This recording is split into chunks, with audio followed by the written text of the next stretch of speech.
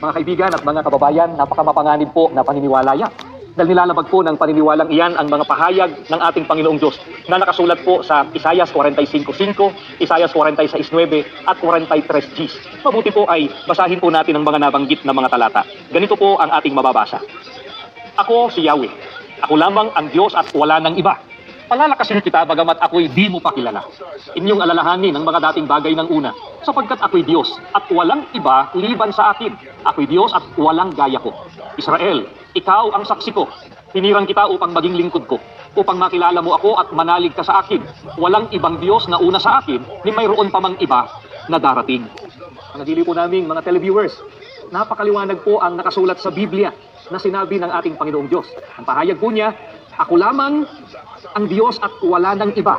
Ako'y Diyos at walang gaya ko. Walang ibang Diyos na una sa akin, ni mayroon pa mang iba na darating. Mga kaibigan at mga kababayan, napakamapanganib po na paniniwala yan.